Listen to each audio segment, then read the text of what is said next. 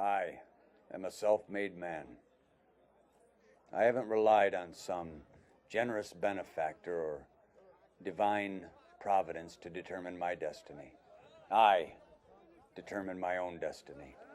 To believe otherwise would be weakness. I have built my business on being better and faster than the other man. And I bow to no one. That was until it started off like any other day. I was there to do business. A brief negotiation with a trading partner to send livestock and grain to northern Judea. It wasn't anything major. Buy, sell, life. I had just finished our meeting. I was crossing the marketplace on my way out of the city when I heard this commotion. Now, Jerusalem is usually a quiet place. Rarely is there any civil unrest. Occasionally I've heard of small bands of zealots trying to wrestle power away from Rome, but I had never witnessed any incidents in my times there, so my initial thought was, this must be one of those times. But the anger in the crowd was strong. You could feel it. I kept watching, and as the mob moved closer, I noticed a man carrying a cross. The crowd was focused on him, yelling at him. Some spat on him, others screamed curses. The religious leaders turned their backs as he stumbled by. The centurion prodded him along with the whip. His back was bleeding. He had this hideous crown of thorns on his head, digging deep into his scalp. He tripped and fell, and immediately an observer yelled, "What's wrong, Messiah? The burden too heavy?" The crowd laughed. "Get up, Jew," shouted the centurion. The broken man strained to get to his feet, but the cross was too heavy, his body too broken. The whip cut through his back. "Get up and walk," shouted the guard. He tried. Crack went the whip. "Do something, man," I was thinking. "Don't allow this Roman pig to continue to beat you. Stand up. Take the cross. Use it as a weapon.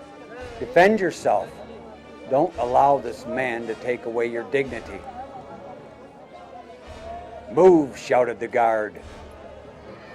The whip lanced his skin again, then another. "Stop it," I shouted. "Can't you see? He can't carry it." The shouting stopped. All eyes were focused on me. "Then you carry it," demanded the centurion.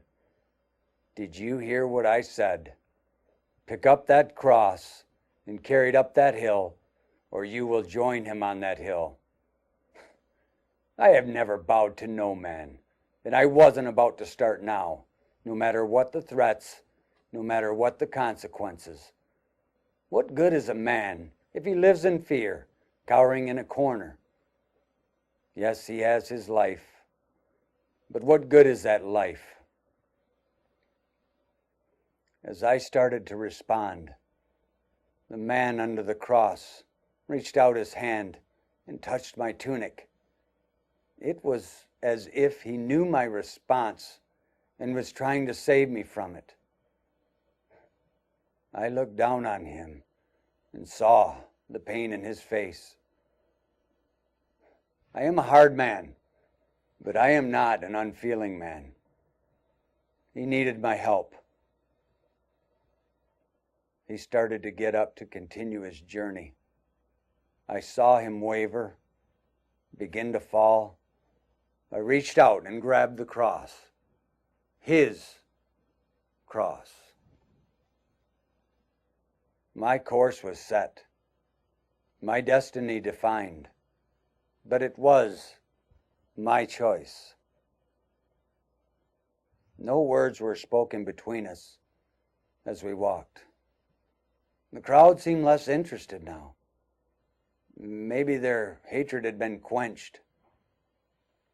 We finally arrived at a place they called the Skull.